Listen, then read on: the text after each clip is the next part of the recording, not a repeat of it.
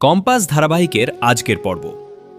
ধারাবাহিকের শুরুতে আমরা দেখতে পাই মোনালিসা খুবই বিচলিত অবস্থায় হাসপাতাল জুড়ে তার দাদু অভিজ্ঞান দত্তকে খুঁজে বেড়াচ্ছে। ঠিক সেই সময় করিডোরের একপাশে লুকিয়ে মুক্তি মাসি আর তার ছেলে সেনাপতিকে কথা বলতে দেখা যায়। মোনালিসার কান্না দেখে তারা বুঝে যায় তাদের পরিকল্পনা ঠিক পথেই এগোচ্ছে, আর দুজনেই নিজেদের ষড়যন্ত্র সফল হওয়ার অপেক্ষায় থাকে। এরপর হাসপাতালের কেবিনে দেখা যায় অভিজ্ঞান দত্ত অসুস্থ অবস্থায় শুয়ে আছেন। তার হাতে সাদা ব্যান্ডেজ বাঁধা, আর পাশে বসে মোনালিসা কাঁদছে। সেই সময় সেনাপতি একেবারে নির্বিকারভাবে বসে খাবার খেতে থাকে। এমন পরিস্থিতিতেও তার এই আচরণ দেখে অভিজ্ঞান দত্ত বিরক্ত হন। মোনালিসাও তাকে থামানোর চেষ্টা করে বলে তার দাদু অসুস্থ, এখন এসব করা ঠিক নয়। কিন্তু সেনাপতি উল্টো তাদের সবকিছুই নাটক বলে উপহাস করে। এরপর অভিজ্ঞান দত্ত আরও বেশি কষ্টে আছেন এমনভাবে আচরণ করতে থাকেন। মোনালিসা কান্নার মধ্যে জানতে চায় তার খুব কষ্ট হচ্ছে কিনা। তখন অভিজ্ঞান দত্ত বলেন তাদের বাড়িতে আগুন লেগেছিল, আর কে এমন কাজ করল তা তিনি জানেন না। তিনি আরও বলেন এত যন্ত্রণা আর সহ্য করতে পারছেন না, হয়তো আর বাঁচবেন না। এসব কথা শুনে সেনাপতি শুধু বাঁকা হেসে তাকিয়ে থাকে। কিছুক্ষণ পর মোনালিসা ডাক্তারের সঙ্গে কথা বলতে চাইলে মুক্তিমাসি তাকে আটকে দেয়।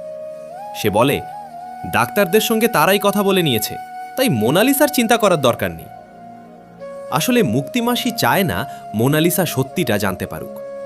সে ধীরে ধীরে মোনালিসাকে এমনভাবে প্রভাবিত করতে চাইছে যাতে প্রান্তিকের ওপরই সব দোষ চাপানো যায়। এরই মধ্যে অভিজ্ঞান দত্তের মনের কথা শোনা যায়। তিনি মনে মনে ভাবেন মোনালিসা যদি তার কথায় বিশ্বাস করে তাহলে প্রান্তিকের সঙ্গে তার সম্পর্ক ভেঙে যাবে, আর শেষ পর্যন্ত প্রান্তিকই আইনের জালে জড়িয়ে পড়বে। বিজ্ঞাপনের অংশ শেষ হওয়ার পর দৃশ্য চলে আসে চৌধুরী বাড়িতে। সেখানে একটি বন্ধ ঘরে কম্পাস আর বিহানকে দেখা যায়। কম্পাস খুব সতর্কভাবে পুরো ঘর তল্লাশি করছে।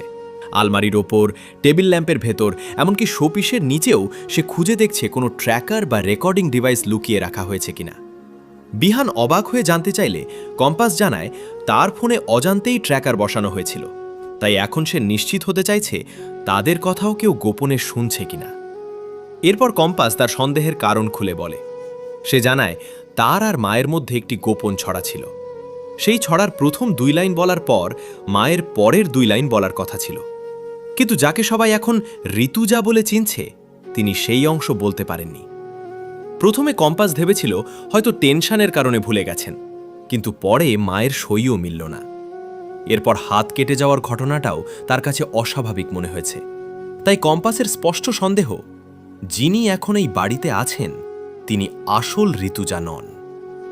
এই কথা শুনে বিহান একেবারে হতভম্ব হয়ে যায়। অন্যদিকে আবার হাসপাতালের দৃশ্য দেখা যায়। সেখানে পুলিশ এসে পৌঁছায়। অভিজ্ঞান দত্ত পুলিশের সামনেও একই অভিযোগ করতে থাকেন।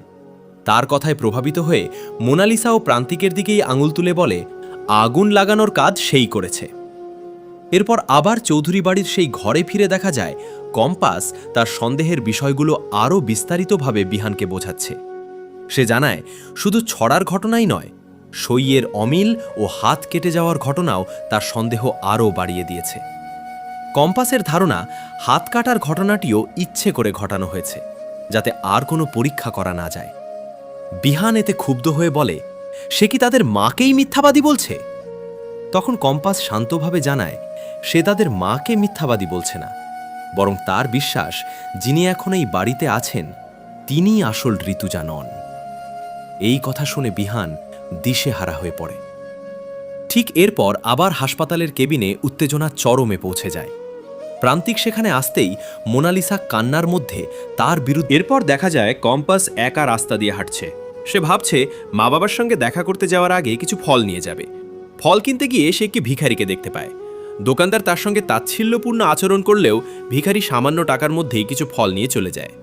তখন কম্পাস ভালো করে লোকটিকে লক্ষ্য করে, আর তার মনে পড়ে এই মানুষটিকে সে আগেও অনুজার আশেপাশে দেখেছিল। এতে তার সন্দেহ আরও বেড়ে যায়। বিজ্ঞাপনের অংশ শেষ হবার পর আবার চৌধুরী বাড়ির দৃশ্য দেখা যায়। অখিলেশ চৌধুরী একটি নিউজ রিপোর্ট দেখে অনুজাকে জানান অভিজ্ঞান দত্তের বাড়িতে আগুন লেগেছিল, আর তিনি গুরুতর আহত হয়েছেন। সেই রিপোর্টে প্রান্তিককে দায়ী বলা হচ্ছে। অখিলেশ এসব বলতে থাকলেও অনুজাকে খুব অস্থির দেখায়। সে চিন্তায় ডুবে নিজের নখ কামড়াতে থাকে। বিষয়টি দেখে অখিলেশ অবাক হয়ে জানতে চান সে কি তার কথা শুনছে আর প্রান্তিককে নিয়ে এত চিন্তা করছে কেন। তখন অনুজা নিজেকে সামলে নেওয়ার চেষ্টা করে। সবশেষে কম্পাস আর বিহানকে আবার একসঙ্গে দেখা যায়। কম্পাস জানায় আসল ঋতুজা তাকে বলেছিলেন তার যমজ বোন অনুজার কাঁধে একটি বড় জন্মদাগ রয়েছে, যা ঋতুজার নেই। তাই সত্যিটা জানার জন্য এবার সেই দাগ আছে কিনা সেটাই পরীক্ষা করতে হবে। বিহানও এই পরিকল্পনায় সম্মতি দেয়। ভিডিওর একেবারে শেষ মুহূর্তে দেখা যায় পুলিশ অফিসার মোনালিসার কাছ থেকে প্রান্তিকের বিরুদ্ধে স্পষ্ট সাক্ষ্য নেওয়ার চেষ্টা করছেন। আর কিছুটা দূরে দাঁড়িয়ে মুক্তিমাসি ও সেনাপতি উদ্বেগ নিয়ে অপেক্ষা করছে মোনালিসা শেষ পর্যন্ত কি বলে। তো বন্ধুরা, এই ছিল আজকের এপিসোডের সম্পূর্ণ পর্ব। ভিডিওটি ভালো লাগলে অবশ্যই লাইক, কমেন্ট ও শেয়ার করবেন। আর প্রতিদিন নতুন নতুন সিরিয়াল আপডেট সবার আগে পেতে আমাদের চ্যানেলটি সাবস্ক্রাইব করে পাশে থাকা বেল আইকনটি প্রেস করে রাখবেন।